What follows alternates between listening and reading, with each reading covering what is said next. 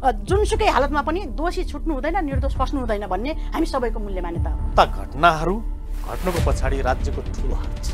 राज्यको संरक्षणमा घटना घट्यो अपराधी लुकाइएको हो त, त्यो कस्तो हुन्छ भने मान्छे हो त। त्यो चाहिँ उहाँले जुन हाम्रो नेताजीले भन्नुभयो त्यो चाहिँ सरासर गलत हो। पुरुषवादी सोच जो छ नि, हेर्ने दृष्टिकोण, सबैभन्दा पहिला हाम्रो महिलाहरूप्रति हेर्ने दृष्टिकोणमा फरक आइदिएको भए यो घटना घट्दैन थियो। होइन, सरकारले लुकायो भनेर भन्नुहुन्छ, यदि त्यसो हो भने नेपाली काङ्ग्रेसले खोजे भइगयो नि त, खोजेर ल्याइदिनुहोस् न। निर्मला पन्तको बलात्कारी हत्यारा पक्रिएको भए आज यो घटना सायद हुँदैन थियो होला भन्ने हामीलाई लाग्छ।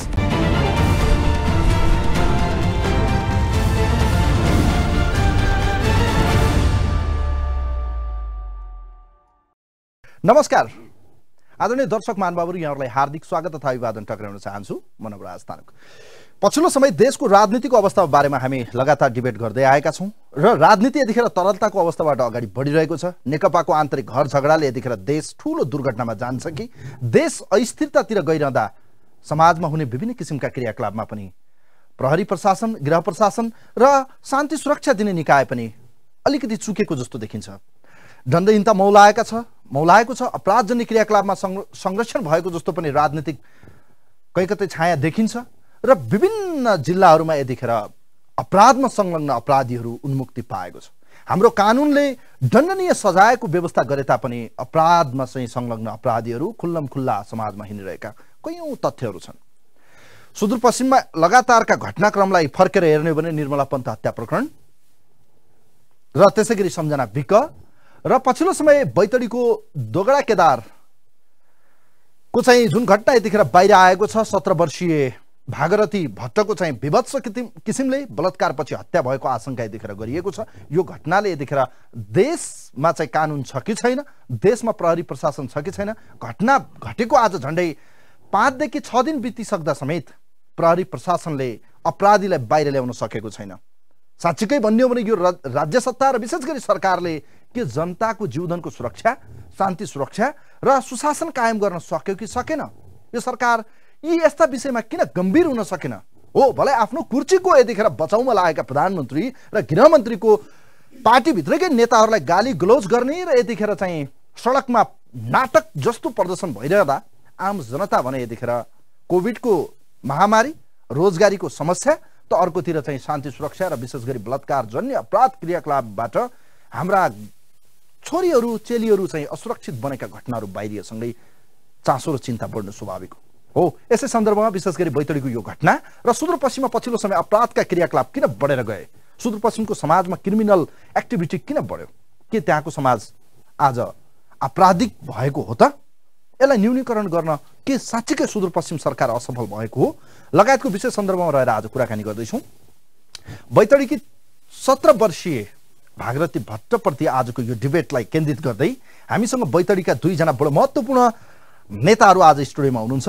हामीसँग नेपाली काङ्ग्रेसको अत्यन्त प्रभावशाली युवा नेता हामीसँग तेज बहादुर चन्द हुनुहुन्छ, जो नेपाली काङ्ग्रेसको बैतडीबाट प्रतिनिधित्व गर्नुहुन्छ, र त्यसैगरी हामीसँग नेकपा ओली सम्बन्ध जो अहिले सरकारको नेतृत्व गरिरहेको नेकपाको एउटा घटकको केन्द्रीय सदस्य, महिला नेत्री अनेमा सङ्घको केन्द्रीय सदस्य पनि हुनुहुन्छ। उहाँ प्रभावशाली महिला नेत्री हामीसँग सरस्वती नेपाली हुनुहुन्छ। उहाँहरू दुवैजनालाई म कार्यक्रममा वेलकम गर्न चाहन्छु। यहाँहरू दुवैजनालाई स्वागत छ, नमस्ते।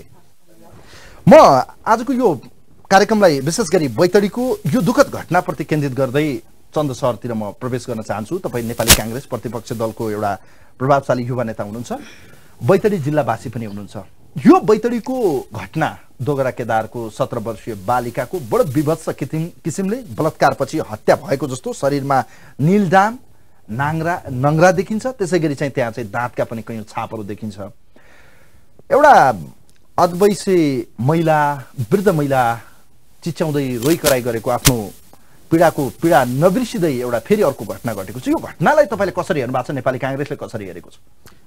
यो घटना एकदम दर्दनाक घटना हो र यसको जति निन्दा गर्यौं मानव समाजमा, जसलाई इनह्युमन एक्टिभिटिजमा हामीले यसलाई सामेल गरेका छौं र हाम्रो बुझाइ के हो भनेदेखि यो अमानवीय एउटा चरित्रको, एउटा अमानवीय विचारको र एउटा दरिद्र मानसिकताको एउटा उपज पनि हो। र अहिले यो घटनालाई हेर्दै गर्दा हाम्रो बहिनी 17 वर्षको बहिनी भागीरथी भट्टको रेप पछि मर्डर जो एउटा तथ्य बाहिर आउँदैछ र यसले चाहिँ सिङ्गो समाज सिङ्गो देशको शिर निउरेको हामीले महसुस गरेका छौँ। त्यति मात्रै नभएर भागीरथीकी आमा अहिले 45 दिनको क्रिया नसकेर पनि सेतो कपडामै बसेकी छन्। अनि बुवाको 45 दिन नबित्दै छोरीको यो तरिकाले विवश हत्या हुनु यो भन्दा ठुलो पीडा त्यो परिवारको लागि मलाई अरू केही पनि लाग्दैन। पीडा धेरै किसिमका हुन्छ तर यो पीडा भनेको साच्चै भन्ने हो भने त्यो भिडियो हेर्दै गर्दा पनि त्यहाँको अवस्था सुन्दै गर्दा पनि आँखामा आँसु आउँछ। यो जतिको पीडा अरू जीवनमा केही पनि हुन सक्दैन लाग्छ। यो निन्दनीय कानिएको छ भनौँ न, आँखा रसाएका छन्। आज देशको सम्पूर्ण ध्यान बैतडीतिर छ। पछिल्लो समय सुदूरपश्चिम घटनाको बारेमा म एकैछिनमा आउँछु। तेसर पछिल्लो समय दोगडा केदारको यो घटनाले हेरिरहँदा के साँच्चीकै बैतडीको समाज, त्यहाँ दोगडा केदारको समाज नेगेटिभ र क्रिमिनल माइन्डेड सोसाइटी हो त? यो बिल्कुल पनि होइनन्। त्यो भित्रको एलिमेन्ट्सहरू हेर्नुहोस्, रेप मर्डर र क्राइम गर्ने मानसिकता फरक हुन्छ। क्रिमिनल मेन्टालिटी भएका केही एलिमेन्ट्सहरू तत्त्वहरू समाजमा रहन्छन् कति बेला, तर ती एलिमेन्ट्सहरूलाई कन्ट्रोल गर्ने मेकानिजम हाम्रो सरकारसित हुनु पर्थ्यो। हामीसित त्यो लेभलको एउटा प्लान हुनु पर्थ्यो। त्यो लेभलको एउटा क्रिमिनल नहुन्दिनुको लागि, त्यो लेभलसम्म नजान्दिनुको लागि कमसे कम यो अहिलेको सरकार अथवा हाम्रो मेकानिजमसित ती आइडियाहरू हुनु पर्छ। त्यहाँको समाज सभ्य समाज हो त त्यसो भए चन्द्र सर? त्यहाँको समाज चाहिँ अहिलेसम्म मलाई हेर्दै गर्दा एकजना व्यक्तिले मैले भने एक मछली पुरा तालाबको गन्दा गर्छ, मतलब एक मछली सारे पुरै तालाबको गन्दा गर्थे एउटा हिन्दी उखान हो र एउटा कुहिएको माछाले पुरै तालाबलाई गन्दा गरिहाल्छ। त्यही परिस्थिति हो त्यहाँ चाहिँ दोगडा केदारको त्यो पवित्र भूमि, बैतडीको त्यत्रो पवित्र भूमि, आस्थाबाट भरिएको भूमि र एउटा समाजको समृद्धिको लागि क्रान्ति वीरहरू जन्मेको भूमि, दशरथचन्द्र शहीद भएको भूमि, त्यहाँको हरेक मान्छेमा त्यस्तो भावना आउन सक्दैन। जो अहिले मैले हजुरले भन्नुभयो कि सुदूरपश्चिममा ऱ्यापिडली रेपका केसहरू इन्क्रिज भइरहेछन्, बढ्दै गएका छन्, त्यो चिन्ताको विषय हो। योभन्दा पहिला 4 वर्ष पहिलाको डेटा तथ्याङ्क हेर्ने हो भने सुदूरपश्चिम सबैभन्दा कम सुरक्षित मानिन्छ, सबैभन्दा कम सुरक्षित मानिन्थ्यो। रेपका केसहरू खालि 83 वटा केसहरू मात्रै दर्ता थिए 4 वर्ष पहिला मात्रै। 4 वर्ष यता हेर्दै जाने हो भने दिनका दिन बढिरहेछन्। अहिले डबल 80 भन्दा हामीले 200-250 जनाको रेप केसहरू दर्ता भएको परिस्थिति छ अहिले चाहिँ यो वर्ष चाहिँ 200 को हाराहारीमा रेप केसहरू दर्ता भएका छन् सुदूरपश्चिममा। अनि यो बढिरहेको छ चन्द्र सर। मलाई एउटा त्यसपछि म सरस्वतीतिर आउँछु। जस्तो अहिले हेर्ने हो भने त्यो अपराध घटेको आज झन्डै 5 देखि 6 दिन बितिसक्यो। गत बुधबारको घटना, आज हामी डिबेट गरिरहँदा सोमबारमा छौँ। झन्डै 1 हप्ता बित्नै आँट्दा समेत प्रहरीको मौनता, प्रहरीको सक्रियता नदेखिनु, राज्यको उदासीन देखिनु, अपराधी अहिलेसम्म पनि कानुनी कठघेरामा नल्याउनु, राज्यको कतिको जिम्मेवारी त देख्नुभयो, कति गम्भीर छ राज्य? यस्ता घटनाहरू घट्नुको पछाडि राज्यको ठुलो हात छ। कुन मानेमा ठुलो हात छ भनेदेखि कञ्चनपुरमा 13 वर्षकी बालिका निर्मला पन्तको हत्या अहिलेसम्म सार्वजनिक भएको भए, दण्डित भएको भए, अहिलेसम्म कानुनी कठघरामा उभ्याउन सकेको भए यो सरकार, सायद त्यो घटना घट्न सक्दैन थियो होला, त्यो घटना रोकिन्थ्यो होला, त्यस्ता अन्य घटनाहरू रोकिन्थेन होला। त्यसमा हाम्रो स्वयं गृहमन्त्रीका उटपटाङ स्टेटमेन्टहरू र त्यही स्टेटमेन्टलाई सपोर्ट गर्दै हाम्रो प्रधानमन्त्रीजीका त्यही उटपटाङ स्टेटमेन्टहरू आउन सुरु भयो। यसले क्राइम गर्ने क्रिमिनलहरूलाई चाहिँ अपराधीहरूको मानसिकता बढ्यो कि? बैतडीको घटना हेर्दै गर्दा राज्यको संरक्षणले आज अपराधी पत्ता लागेन त्यसो भन्दा हुन्छ तपाईको बुझाइ अनुसार? अफकोर्स अहिलेसम्म या त लुकाएको छ या त पत्ता लगाउनमा असफल छ। पत्ता लगाउन असफल किन भयो? सरसजी, अब जस्तो चन्जीले तपाईँहरूलाई आरोप लगाइरहनु भएको छ, फर्स्ट अफ अल बैतडीको यो घटनाप्रति तपाईँ के भन्न चाहनुहुन्छ? जुन किसिमले विभत्स किसिमले बलात्कारपछि हत्या भएको छ, शरीरभरि नीलडाम छन्, शरीरमा चाहिँ विभिन्न किसिमको चाहिँ त्यहाँ चाहिँ नङ्ग्रादेखि लिएर दाँतका दागहरू छन् र चाहिँ भनौँ न तपाईँको यौनाङ्गबाट चाहिँ ब्लड पनि बाहिर आएको छ। यस्तो परिस्थितिमा यो घटना बडो अपराधिक घटना भयो, सरकार मौन छ भन्ने आरोप उहाँले लगाइरहनु भएको छ। म सर्वप्रथम चाहिँ भागीरथी बहिनीलाई म यो अन्तर्वार्ता दिइरहँदाखेरि श्रद्धासुमन व्यक्त गर्न चाहन्छु र उहाँको परिवारजनलाई सिम्पेथी संवेदना पनि म दिन चाहन्छु। र यो जो घटना, म आफै पनि एउटा महिला हो होइन, घटना घट्नु आफैमा राम्रो कुरा होइन। अहिले हामी दशरथचन्द जन्मेको जिल्ला भनेर शिर उठाएर हिँडिराखेको अवस्थामा अहिले पछिल्लो समयका घटनाहरू जुन बढ्यो, भागरथीको हत्या भयो, 2 वर्ष अगाडि एकजना 4 वर्षको बालिका स्कुलबाट उसको मुद्दा बाहिर आउन सकेन, किनकि यो गत वर्ष दशरथचन्द नगरपालिकामै एकजना 4 वर्ष बालिकालाई स्कुलमै कसले हत्या गर्यो, खाल्टोमा पुरिएको भेटियो, त्यो बलात्कार गरेर पुरिएको भन्ने छ, तर कटघरामा आयो। तर पछिल्लो समयमा जो अहिले तत्कालै अब अहिले भागरथी बहिनीको कुरा निस्क्यो, भागरथीले जुन खास गरी अब अहिले कस्तो देखिएछ भने घटना घट्यो, उसको हत्या भयो, हत्या भइसकेपछि त्यो एकदमै निन्दनीय छ। मैले अघि पनि कुरा, दशरथचन्द जन्मिएको जिल्लामा शिर ठाडो पारेर उठ्नुपर्ने अवस्थामा हामी शिर निहुराउनु पर्ने, सिङ्गो बैतडीवासीको शिर निहुरिएको छ। बैतडी जिल्ला द्वारिका देवी ठकुरानी पहिलो देशकै हाम्रो पहिलो प्रधान के अरे मन्त्री भएको मान्छे, त्यो ठाउँको शिर अहिले हामीले निहुराउनु पर्ने अवस्था भएको छ भने यो निन्दनीय छ, जति निन्दा गरे पनि कम हुने छैन। तर यसो भनिरहँदा घटना घट्छ, घटना अपराधिक मानसिकताबाट घट्छ। अहिले पछिल्लो समयमा अहिले धेरै कुराहरूमा मान्छेहरू कसो तर्क वितर्क गर्ने कुराहरूमा त समस्या छैन होइन, भन्ने कुरालाई चाहिँ कसैले रोक्न सक्दैन, किन यो भन्यो भन्ने कुरामा रोक्न सकिने अवस्था छैन। तर कुनै पनि देशको राज्यले आफ्नो देशमा घटना भइराखोस् त्यसलाई घटना गर्नुपर्छ भन्ने कसैको पनि सोच हुँदैन। तर उहाँले भन्नुभयो त राज्यको संरक्षण, आज प्रधानमन्त्रीको उटपटाङ भनाइ, गृहमन्त्रीको उटपटाङ हरकतका कारणले गर्दा आज अपराधीले चाहिँ बढी पक्ष पायो भन्ने आरोप लगाइरहेको छ। हिजो मात्रै हामी बैतडीको घटनालाई लिएर हाम्रो प्रतिनिधि सभाको विगठित प्रतिनिधि सभाको सदस्य दामोदर भण्डारी, पूर्व सभासद पुरन सिंह दयालको नेतृत्वमा हामी गृहमन्त्रीलाई भेट्यौँ, ज्ञापन पत्र बुझायौँ, उहाँले तत्काल दोषीलाई चाहिँ खोजबिन गरेर कारवाही गर्नुपर्छ भनेको छौँ। उहाँले पनि यस्ता आपराधिक गतिविधिहरूलाई रोक्नका लागि हामी जुनसुकै हत्कण्डा अपनाउन तयार छौँ, हामी कुनै पनि क्षम्य दिने छैनौँ भनेर उहाँले पनि भन्नुभएको छ। र हामी बोलिरह यसो हुन्छ, हामी हेर्नुहोस्, हामी एउटा सभ्य समाजमा जन्मेको मान्छे, 6-7 जना आम जनताले के सोच्छन् मलाई भन्नु, 6-7 जना नियन्त्रणमा हुनुहुन्छ, त्यसपछि खोजी कार्य भइरहेको छ र हामीले चाहिँ प्रहरीलाई चाहिँ सत्य तथ्य छानबिन गर्नका लागि उहाँलाई पैरवी गर्ने, पहल गर्ने, अनुगमन गर्ने हाम्रो त एउटा बाहिरी के अरे चाहे त्यो राजनीतिक दल होस्, चाहे नागरिक समाज होस्, मानवाधिकार कर्मी, पत्रकार, हामीले बाहिरबाट फलोअप गरिराख्ने हो। तर सहज वातावरण चाहिँ प्रहरीलाई हामीले अनुसन्धानमा सहयोग गर्नुपर्छ भन्ने मेरो मान्यता हो। अवरोध भएको छैन, उहाँले क्लु पनि भेटाउनु भएको छैन, उहाँहरूले अहिलेसम्म कुनै स्टेटमेन्ट जारी गर्नु भएको छैन। यो कस्तो छ भने स्टेटमेन्ट अब जनतामा त यसको त नेगेटिभ पर्सेप्सन बन्दै गएको छ नि त, के प्रहरीको संरक्षण, राज्यको संरक्षणमा यो घटना घटिरहेको, राज्यको संरक्षणमा घटना घट्यो भने अपराधी लुकाइएको हो, त्यो कस्तो हुन्छ भने मान्छे हो त, त्यो चाहिँ उहाँले जुन हाम्रो नेताजीले भन्नुभयो त्यो चाहिँ सरासर गलत हो। एउटा सरकारले एउटा अपराधीलाई बचाउन कुनै पनि हत्कण्डा अपनाउँछ, तर हामी हरेक क्षेत्रमा हामी के भन्छौँ भने हामी अर्कालाई लालछना लाउन त सक्छौँ, तर गरेका राम्रा कुरालाई भन्न पनि सक्न पर्यो।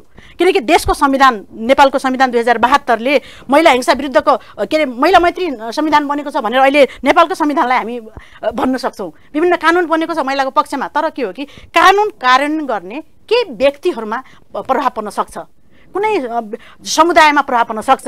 तर अहिले के देखेको छ भने अब पीडित जोसुकैको होस्, पीडित यहाँ कुनै पार्टी हुँदैन, पीडकको कुनै जात हुँदैन, धर्म हुँदैन। राजनीतिक छाया देख्यो, सरकारको बचाउ छ, अपराधीलाई बचायो सरकारले। यो कस्तो हुन्छ, राजनीतिक छाया फुलको आँखामा फुलै संसार भन्छ नि, त्यही हो। हेर्नुहोस्, किनकि राजनीतिक गलत भयो भने गलत भन्ने अहिले हाम्रो के देखिएको छ भने, म बैतडी जिल्लाको पछिल्लो यसो भन्नुहोस् न, त्यसो भए ल आज 6 दिन बितिरहँदा प्रहरी असफल भयो त, बैतडीमा यो घटना पत्ता नलाउन सक्नु सरकार असफल र प्रहरी असफल भन्ने ठोक्का सरकारलाई असफल हामी भन्नै सक्दैनौँ, किनकि प्रक्रियामा छ, अनुसन्धानमा छ, हामी निरन्तर सम्पर्कमा छौँ प्रहरीसँग, प्रशासनसँग, प्रहरी प्रशासनसँग सम्पर्कमा छौँ। उहाँहरूले एउटा खालको अनुगमन के अरे अनुसन्धानको लागि टोली खटाइसक्नु भएको छ, लागिराख्नु भएको छ। त्यसमा चाहिँ कुनै हामीले अहिले नै हामीले एउटा रिजल्ट लिइहाल्नुपर्ने, अब प्रहरी नै असफल भयो भनिहाल्नुपर्ने अवस्था होइन। हामीले सोशल मिडिया चलाउनु भयो होला, विभिन्न टेलिभिजन हेर्नु भयो होला, हामीले पनि त्यो भिडियो बाहिर ल्याएका छौँ। सरस्वतीजी, त्यो भिडियो हेरिरहँदा त्यो आमाको पीडाले छुँदैन? सरकार कहाँ छ भने सरकारले हेर्नु पर्दैन, छोरीचेलीहरूलाई हेर्नु पर्दैन? यस्तो छ, हेर्नुहोस्, सरकारलाई नछुने आमा, त्यो आमाको आँसु अहिले हामीले भन्न नसक्ने अवस्था छ। अहिले उहाँलाई हामीले सम्पत्ति दिने, कोही गयो त त्यहाँ एउटा मन्त्री गएर सान्त्वना दियो, त्यो त्यहाँको मुख्यमन्त्री जानुभयो त सुदूरपश्चिमको, प्रधानमन्त्रीको कुनै सन्देश गयो, गृहमन्त्रीको सन्देश गयो? मुख्यमन्त्री त सडकमा हुनुहुन्छ, सडकमा नारा जुलुस गरेर सडकमा बस्नमा व्यस्त हुनुहुन्छ, उहाँलाई फुर्सद छैन। त्यहाँका हाम्रो अहिले प्रदेश सरकारको कुरा गर्ने हो भने प्रदेश सरकारमा मन्त्रीहरू हुनुहुन्छ, खास गरी सुदूरपश्चिम प्रदेशको सरकारले यसमा बढी ध्यान दिनु पर्थ्यो। केन्द्रीय सरकारले पनि ध्यान दिनुपर्छ, तर पहिलो प्राथमिकता उहाँले गएर तुरुन्तै त्यसको रिस्पोन्स गर्ने, उहाँहरूलाई चाहिँ कसरी लैजाने भोट माग्दा तपाईँहरूलाई चाहिने सञ्जय अहिलेसम्म न काङ्ग्रेस न एमाले न माओवादी न कुनै दल पनि भनौँ न XYZ, म पार्टीको नाम लिन चाहन्न, तर यति बेला त्यो घरको पीडा बुझिदिने कुनै हाम्रो भनौँ न राजनीतिज्ञ या नेता कसैको पनि सिम्पेथी गयो त? सम्बन्धित निकायहरूले यसमा ध्यान दिनु पर्थ्यो सबभन्दा पहिलो कुरा। अहिले एउटा इन्भेस्टिगेसन गर्ने टिमहरू चाहिँ त्यो एक्टिभ छन्, जिल्लामा काम गर्दैछन्, त्यो एउटा सकारात्मक पक्ष हो। तर जनताको शङ्का, जनताको भावना कतातिर पनि गइरहेछ भने कहीँ यो निर्मला हत्याको हत्यारा जस्तै फरार हुने त्यो नीति दोहोरिने त होइनन् भन्ने यो सबैभन्दा आम नागरिकको चिन्ताको विषय हो। यदि भइसक्यो अहिले 2-3 वर्ष हुँदैछ, निर्मला पन्तको हत्यारा अहिलेसम्म कहाँ लुकेको छ, किन लुकाइएको छ भन्ने प्रश्नहरू अहिले पनि छन्, जीवित छन् ती प्रश्नहरू। ती प्रश्नहरू जीवित हुँदै गर्दा बैतडीको घटनालाई त्यो घटनासित कम्पेयर गरेर मान्छेहरू सोच्न बाध्य भएका छन्। त्यस्तो देखिन्छ नि त सिनेरियो। आज 7 दिन बित्न आँटिसक्यो, 5-6 दिन भइसक्यो। दोस्रो कुरा के छ भनेदेखि त्यति मात्रै नभएर आजको सरकार एउटा कम्युनिस्टले अर्को कम्युनिस्टलाई गाली गर्नमा मात्रै व्यस्त छ। खै त प्रधानमन्त्रीको स्टेटमेन्ट आएको, खै त राष्ट्रपतिको स्टेटमेन्ट आएको 6 दिन बितिसक्दा पनि हामीहरूले ठाउँ ठाउँबाट आफ्नो विज्ञप्ति अभिव्यक्तिहरू र हाम्रो साथीहरू नेपाली कांग्रेसको पार्टी सभापति स्वयं त्यसै घरमा गएर भेटिसक्नु भएको छ। दोस्रो कुरा त्यहाँको जनप्रतिनिधि मान्य लादरको त्यो आफ्नै पालिका पनि हो, आफ्नै एरिया पनि हो, उहाँ त्यहीँ बस्नुहुन्छ र उहाँको उपस्थिति मैले देखेको छु। तर उहाँले आफ्नो पार्टीको संयन्त्रलाई झकझकेको छ कि छैनन् भन्ने कुरा महत्त्वपूर्ण कुरा हो।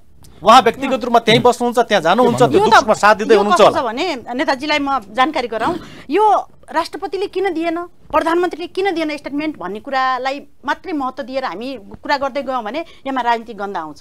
हामीले के जिल्लामा यहाँले हेर्नुभयो भने नेपाल कम्युनिस्ट पार्टी नेकपाले के अरे सुरेन्द्र पाल यहाँ बिमारी हुनुहुन्छ, हस्पिटलमा यहाँ हुनुहुन्थ्यो, अहिले मात्रै उहाँ 2-3 दिन भयो बाहिर आउनु भएको छ, तर उहाँले यहीँबाट हामीले स्टेटमेन्ट निकालेका छौँ, विज्ञप्ति निकाल्यौँ। अनि हाम्रो त्यहाँका विभिन्न संयन्त्रहरू अनिमा सङ्घले निकालेको छ, अनि के अरे त्यहाँको हरेक साथीहरू अनिमा सङ्घ, विद्यार्थी, महिला मानवाधिकार रक्षक सञ्जाल लगायतका थुप्रै साथीहरू त्यो फिल्डमा जानुभएको छ। अनि मान्य स्वयं लीलाधर भट्ट प्रदेश सभा सदस्य उहाँ त्यो आमासँग भेट्नु भएको छ, बस्नु भएको छ, कुरा गर्नु भएको छ, र उहाँले हामीले के गर्न सकिन्छ भने हामी गरिरहेछौँ। अनि यहाँ सङ्घमा बसेको नेताहरू जब हुनुहुन्छ उहाँहरू पनि हामी त्यही किसिमले लागिरहेछौँ हरेक बेलामा। हिजो मात्र मैले भने नि, हिजो मात्र हामी सिङ्गो बैतडीको टिम हामी गृहमन्त्रीलाई भेट्यौँ। अनि गृहमन्त्रीले के भन्नुभयो, म अपराधी पत्ता लगाउँछु भन्नुभयो। यस्तो उहाँले पहिले पनि भन्नुभएको थियो निर्मला पन्तमा आशंका भइसक्यो मान्छेलाई। घटनाको प्रकृति हेर्नुस्, विद्यालय गएको लेडिज घर फर्किँदा बाटोमा चाहिँ एउटा भनौँ न आफ्नो अस्मिता लुटाएको छ, आफ्नो जीवन अर्पण गरेको छ, आफ्नो जीवन त्यागेको छ। यहाँ कस्तो छ भने सेम प्रकृतिको देखिन्छ, झाडीमा छ। समस्या कस्तो छ भने मान्छेले घटना घट्छ, घटना घट्दासम्म त्यो कुन पार्टी, कुन जात, कुन समुदाय भन्दैन, तर घटना घटिसकेपछि जो बाहिर आउँछ र न्यायका लागि आउँदाखेरि त्यति बेला चाहिँ यो पार्टीको, यो जातको, यो धर्मको भनेर यहाँ विश्लेषण गरिन्छ। त्यो गरेको कारणले अहिले पनि जस्तो निर्मला पन्तको कुरा गर्नुभयो, निर्मला पन्तकोले न्याय पाउनुपर्छ भनेर हरेक क्षेत्र देशै रोएको हो। निर्मला पन्तको लागि नरोको होइन, देशै। तर के हो भने हामीले धेरै ठाउँमा हामीले अलिकति मैले अघि पनि कुरा राखेँ, अध्ययन अनुसन्धानलाई चाहिँ प्रभावकारी बनाउने, हामीले हाम्रो नेपाल के अरे सेना प्रहरीलाई विश्वास नगर्ने, विश्वास गर्ने बाधा राजनीतिक प्रभाव राजनीतिक प्रभाव 10 देखि 15 दिन पछि मात्रै त्यहाँ पनि निर्मला पन्तको पनि पछि बाहिर ल्याउँदाखेरि न त्यहाँ उग्र भएको हो, गलत मान्छेलाई ल्यायो भन्ने कुरा। अहिले के छ भने सरकारले एकातिर त्यो हिंसाको कुराहरूमा हिंसा रोक्नुपर्छ भने कानुन बनेको छ, प्रहरी प्रशासन खटाइएको छ, प्रधानमन्त्रीले घटना गराएको त होइन, तर घटना घट्यो, अपराधी मान्छेलाई खोज्नुपर्छ, पत्ता लगाउनुपर्छ। त्यो हाम्रो के हो भने अपराध घट्न नदिनका लागि हाम्रो भूमिका हुनुपर्छ, त्यसलाई अन्त्य गर्नका लागि कसरी हामीले जाने भन्ने भन्नुपर्छ। त्यहाँको 10वटा हाम्रो पालिका छ, त्यहाँको स्थानीय सरकार छ।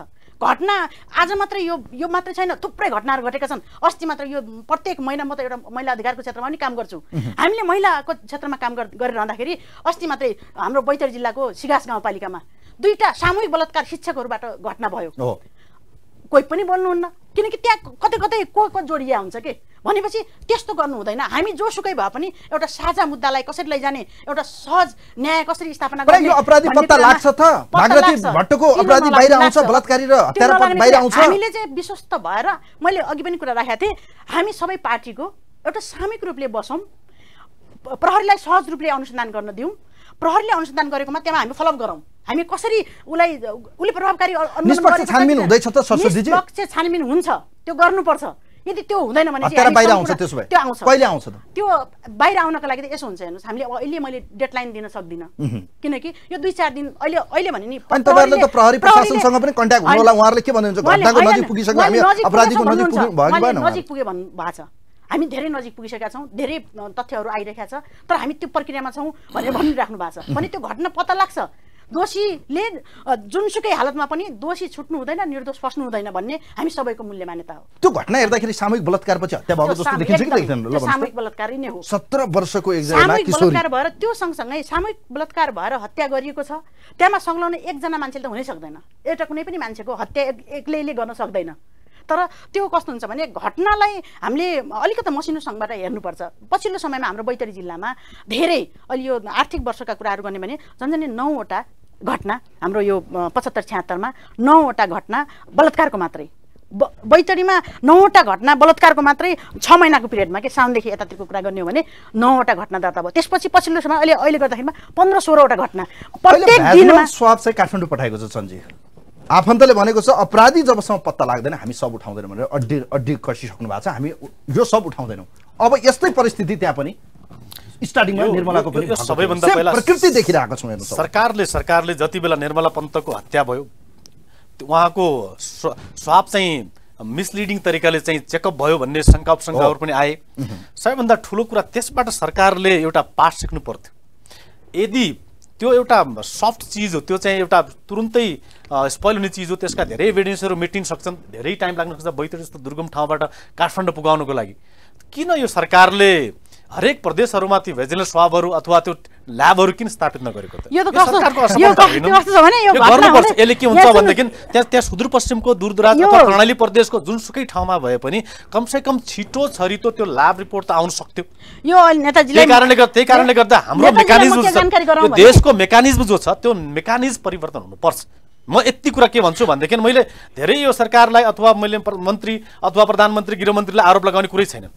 यो केसित रिलेटेड कुरा हो भनेदेखि जबसम्म देशको सिस्टमले क्रिमिनल एक्टिभिटीहरूलाई कन्ट्रोल गर्दैनन् तबसम्म म्यानुअलले कन्ट्रोल गर्न खोज्दै गर्दा काहीँ न काहीँ त्रुटि हुन्छ नि, कमजोरी हुन्छ नि।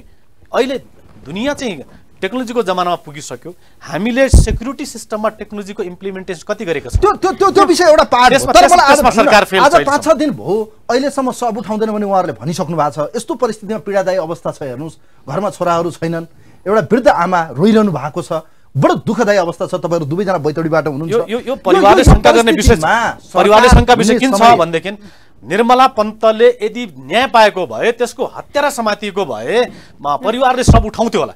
यो कस्तो छ भने शङ्का बढेको छ, सेम प्रवृत्ति रिपिट हुन्छ कि भन्ने शङ्का आशंका कारणले गर्दा अहिले त्यहाँको उहाँको परिवार सशङ्कित भएको छ। त्यही भएर हामीले लास उठायौँ, अहिले नै हामीले चाहिँ कम्प्रोमाइज गरिदिउँ सबै कुरामा भने भोलिको दिनमा यसमा हेलचक्राइ हुन्छ कि भन्ने चिन्ता र चासो परिवारको आफन्तजनहरूको, त्यही भएर सब नउठाएको। अदरवाइज निर्मला पन्तको बलात्कारी हत्यारा पक्रिएको भए आज यो घटना सायद घट्दैन थियो होला भन्ने हामीलाई लाग्छ। होइन, यो त यस्तो छ हेर्नुहोस्, त्यो निर्मला पछि पनि यहाँलाई थाहा छ माया विकको यो कस्तो छ भने हामी जस्तो मान्छे एउटा हामी राजनीतिक कर्मी पनि हो, भोलि हामीले त्यो ठाउँमा जानु पनि पर्छ। तर होइन, यो मैले अघि पनि भने निन्दनीय घटनालाई जति निन्दनीय गरे पनि कम हुँदैन। तर उहाँहरू त्यो बालिकालाई हामीले त्यो पनि एउटा अपराध जस्तो लाग्छ, किनकि हामीले त्यो समयमा त्यो बहिनीको हामीले पोस्टमार्टम भइसकेको छ, समयमा हुनु पाएन, त्यसको स्वाब यता पठाइसकेको छ, प्रक्रिया त बढेछ नि। तर प्रक्रिया बढिसकेपछि हामीले अब त्यो लासलाई नै मात्रै त्यहाँ राख्यो भने लासमाथि पनि हामी राजनीति गर्नु हुँदैन। कसैले पनि यो हेर्दाखेरि ठ्याक्कै तपाईँको निर्मलातिर लग्दै हुनुहुन्छ यो घटनालाई हेर्ने हो भने आज देखिरहेको छ लास्टमा राजनीति गरेको एउटा काङ्ग्रेसले त्यसो भए सरस्वतीजी यो होइन यो कस्तो भने लास नउठाउनु भने भनिसक्यो घर परिवार आफन्तलाई हामीले के गर्नुपर्छ भने हामी सबै पार्टी बैतडी जिल्ला किनकि यो बैतडी जिल्लाको विषय मात्र होइन यो अहिले देशको विषय बनिरहेछ यो अहिले आम महिलाको विषय हो होइन एउटा महिला मान्छे एउटा बालिकालाई घटना भयो त्यो घटनालाई कसरी हामीले न्याय दिने कुरामा हामी सबैजना लाग्नुपर्छ न्याय पाउनुपर्छ त्यहाँ दुई मत छैन सबैजना लाग्नुपर्छ तर यस्तो कुरा के देखिन्छ भने अब त्यो लासलाई पनि हामीले अब एउटा दुःख कुरा भनेको मैले पर्सनली कुरा गर्ने हो भने एउटा लास त्यहाँनिर राखेर आमा बाउलाई जुन आमा हुनुहुन्छ होइन भर्खरै 45 दिन भयो बुवालाई के अरे उहाँले गुमाएको बुवा गुमाएको उहाँले खेलाएको छैन अनि छोरीलाई चाहिँ त्यहाँ राखेर गर्ने भने झन् पीडा थपिन्छ के गर्ने त त्यसै अपराधी तपाईहरु नदेखाइदिने सार्वजनिक नगर्ने प्रहरीले अनि त्यो वृद्ध आमालाई लगेर त्यो चाहिँ दाह संस्कार गर भन्न मिल्छ यो हैन त्यस्तो भनेको हैन त्यो हैन किनकि दाह संस्कारै नगरेर उलाई चाहिँ प्रक्रियामा गइराखेको बेला प्रक्रियालाई चाहिँ मान्नु पर्यो नि केही विश्वास त गर्नु पर्यो नि त्यो लास हट्यो भने टाउको हाई सन्चो हुन्छ लागेको छ क्या हो अहिले कम्युनिस्टहरुलाई त्यो त्यस्तो नभन्नु किनकि घटना भनेको आज यो कम्युनिस्टको सरकार भएको त अहिले 3 वर्ष मात्रै भयो 3 वर्षमा कति धेरै अपराध भयो भन्ने कुरा बहुमतको सरकार भएको 3 वर्ष मात्र भयो तर हिजोको दिनमा नेपाली कांग्रेसको सरकार हुँदाखेरि के घटना भएको थिएन त्यति बेला भएको थिएन घटना त थुप्रै तर के हो कि यो जुन राजनीतिक संयन्त्र छ नि बनाउने कुरा खास गरी कानुनी संयन्त्रहरू हिजो अहिले पनि हेर्नुस् के रे महिला आयोग हिजो 3 वर्ष हुँदाखेरि न कांग्रेसले त्यो आयोग बनाउन दियो र त्यो अहिले जो छुटेका हाम्रो नेपाल कम्युनिस्ट पार्टी भित्रबाट छुटेर एउटा झुण्ड हैन त्यो माधव नेपाल प्रचण्ड जीवहरुको बुझाएका कारणले त्यो आयोग बन्न सकेन किनकि जो न्यायिक निकाय हो के खास गरी महिलाको पक्षमा काम गर्ने निकायहरू दलित आयोग छ महिला आयोग छ मानव अधिकार आयोगहरु त्यो बनाउन सकेन जनताले छर्लङ्ग बुझाउँछ तपाईहरु के खोज्दै हुनुहुन्थ्यो त्यो बन्न सकेन राख्न खोज्दै हुनुहुन्थ्यो आज कोकोलाई राख्नु भएको त्यो त एउटा विषय भयो त्यो बन्न सकेन हैन मैले के भन्न खोजे भने मैले एउटा मात्र के कुरा गर्छु भने ती संवैधानिक आयोगहरु जसले काम गर्न पाउनु पर्थ्यो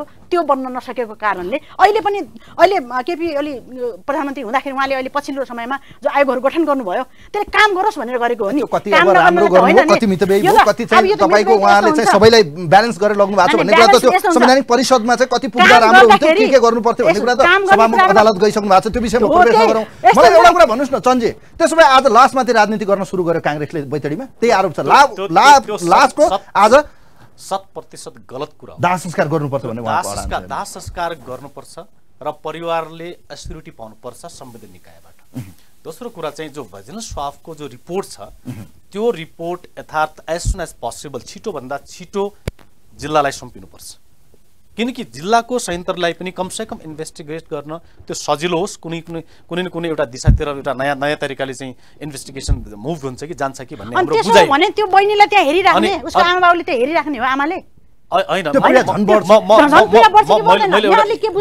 त्यो बारेमा धेरै बोल्न चाहदैन परिवारको कुरा हो परिवारलाई सरकारले एस्युरिटी दिनु पर्यो र त्यो लास फुकाउनु पर्यो सरकारले चाहिँ परिवारलाई चाहिँ संवेदना र उहाँले पाउनु पर्ने क्षतिपूर्ति पाउनु पर्यो अनि न्याय पाउनु पर्यो खास गरी दोषी पक्रिनु पर्यो भन्ने हो नि क्षतिपूर्ति दिएर चाहिँ त्यो अपराधीलाई बचाउन मिल्छ राज्यले यसो गर्ने हो कि अपराधी निर्मला पन्तको यदि हत्यारा र अपराधी पत्ता लाग्दिएको भए आज यो अवस्था आउँथ्यो त्यो भएर मात्र असुरक्षित हुन्थे आशंका गर्थे क्वेशनिङ खडा हुन्थ्यो प्रश्न खडा हुन्थ्यो सरकारप्रति यो कस्तो छ भने यिनै गृहमन्त्रीको पालामा अहिले यो दुईटा घटनाले के दृष्टान्त दिन्छ मलाई हाम्रो सबैभन्दा ठूलो कुरा के हो भने जुन अहिले महिलाप्रति हेर्ने दृष्टिकोण छ नि जुनसुकै पार्टीको नि पुरुष मान्छेहरू खास गरी हाम्रो अब भन्न नहुने आइया पुरुष मान्छे दुईजना हुनुहुन्छ हैन यो पुरुषवादी सोच जो छ नि हेर्ने दृष्टिकोण सबैभन्दा पहिला हाम्रो महिलाहरूप्रति हेर्ने दृष्टिकोणमा फरक आइदिएको भए यो घटना गर्दैन थियो त्यो घटना किन घट्छन् यो अपराध किन हुन्छ सेक्सुअल भनौं न ह्यारासमेन्ट किन हुन्छ या भनौं यो किसिमको चाहिँ भनौं न रेप केस किन आउँछ यो विषयमा त एकैछिनमा आउँला म यो लास्टमाथिको राजनीति तपाईहरुले किन गर्दै हुन्छ राजनीति गर्नु हुँदैन भन्ने हाम्रो मान्यता हो हामीले अझ पनि के भन्छौं भने सरकारले अपराधी देखाइदिन न त यो यिनीहरु इनले मारेका हुन् यो बलात्कारी हुन् भनेर सरकारले अब सरकारले बलात्कार गर सरकारले घटना गर भनेको भए त ल्याएर ठपक्क राख्दिनु राज्यको संयन्त्र केका लागि राज्यका संयन्त्र केका लागि प्रहरी केका लागि संयन्त्र प्रयोग भइरहेका छन् हरेक ठाउँमा जो अघि पनि नेपाली कांग्रेसकै सदस्य नेताजी हुनुहुन्छ उहाँले भन्नु भने हामी जिल्लाको परिवेश त हामीलाई थाहा छ नि जिल्लामा कसरी घटनालाई त्यो किन हाम्रो भूगोलको हिसाबले विभिन्न ठाउँमा जान हरेक समयको अभाव छ सबै ठाउँमा सडक पुगिरहेको छैन सबै ठाउँमा जान सक्ने अवस्था पनि छैन तर अपराधी त मैले घटना गरेको छु म एक ठाउँमा बसिरहेको छु भन्ने त हुँदैन तर धेरैले के भन्छन् अपराधी भागिसक्यो खुला सिमाना छ पारी भागिसक्यो भन्ने शंका गर्न उपशंका गर्न सकिन्छ सकिन्न ल भन्नु खुला सिमाना त अहिले बन्द छ कहाँ भागेछ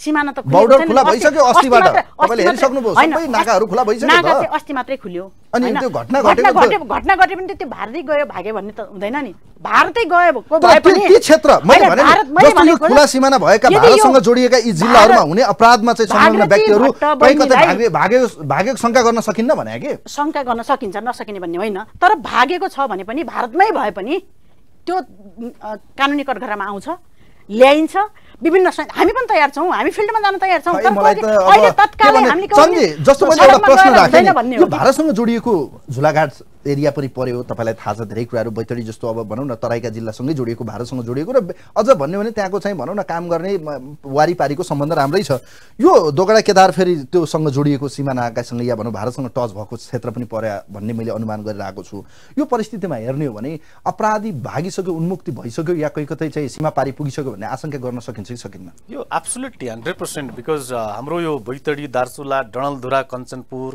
कैलाली यी जिल्लाहरु चाहिँ खुल्ला सिमाना भएका जिल्लाहरु हुन् हाम्रो बीचमा एउटा महाकाली नदी छ त्यो महाकाली नदीमा लिगल नाकाहरु वैधानिक नाकाहरु थोरै छन् तर अवैधानिक तरिकाले आरपार हुने लाइक नो ट्युबबाट मान्छेहरु ट्रान्सपोर्ट गर्ने त्यो नदी क्रस गरेर हिन्दुस्तान जाने अथवा चाहिँ ढुङ्गाबाट जाने अथवा आफै पनि स्विमिङ गर्ने मान्छेहरु त वारपार गरिरह हुन्छ रात दिन गरिरह हुन्छन् र भाग्ने आशंका चाहिँ म्याक्सिमम रहन्छ नरहने कुरा होइनन् तर मेरो बुझाइ के हो भन्देखि सीमा नाकाहरुमा बैतडी जस्तो शान्त एरियामा कपल अफ इयर देखि चाहिँ रेपका घटनाहरू बढिरहेछ सुदूरपश्चिमै बढिरहेछन् मैले तथ्याङ्कको कुरा गरे 4 वर्ष पहिला केवल 83 वटा रेपका घटनाहरू दर्ता थिए सुदूरपश्चिमको र त्यति बेला प्रदेश नम्बर 1 चाहिँ सबैभन्दा अब्बल माथिल्लो लेभलमा रेपका घटनाहरू दर्ता भएको प्रदेश थियो तर अहिले हेर्दै गर्दा लास्ट 3 वर्ष यता रेप हत्या हिंसाका घटनाहरू र्यापिडली बढिरहेछन् मलाई कता कता एउटा मैले भनिसके सरकारलाई मैले बारम्बार सरकारको कमजोरी हो भन्न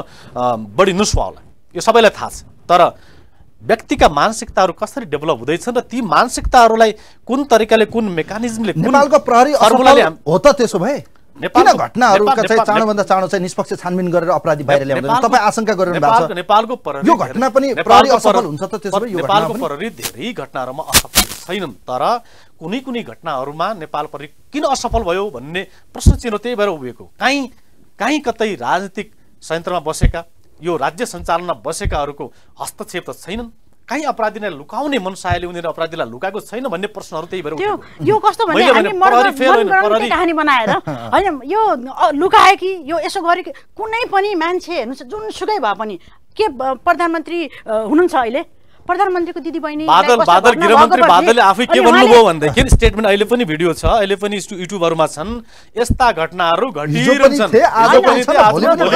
भनेर भन्दै गर्दा यसको मिनिङ के जान्छ आज घट्छ भोलि रिपिट हुन्छ घटना घटाउनेले फेरि पनि घटना घटाउँछ भन्ने कुराको त्यसको विश्लेषण होइन त्यसको बुझाइ होइन त्यही भएर बादल जो बोलिरहेको थिए हिजो अस्ति आज के बोल्ने हुन् उनको स्टेटमेन्ट सुन्न बाँकी छ मलाई हैन यो स्टेटमेन्ट सुन्नु होला स्टेटमेन्ट आउला हैन किनकि एउटा न्यायिक निकायमा बसिसकेपछि जुनसुकै मान्छेले पनि लुकाउने किन त अपराधीलाई लुकाउने किन त या त उनसित जुडेका मान्छेहरू या त उनका आफन्त यस्तो हुन्छ के या त उनीहरुको आफ्ना कोही मान्छे त्यसमा इन्भल्भ छन् यो भनेको नितान्त राजनीतितिर लगेर प्रधानमन्त्रीले गृहमन्त्रीले किन लुकाउने अपराधीको कुनै जात हुँदैन धर्म हुँदैन पार्टी हुँदैन आस्था हुँदैन अपराधी भनेको यो समाजको दुश्मन हो भन्ने यदि थाहा हुँदै पनि किन गृहमन्त्री प्रधानमन्त्री मन्त्रीहरूले किन हस्तक्षेप गरेर किन लुकाउने भन्ने प्रश्न आज उठिरहेको छैन यदि उहाँले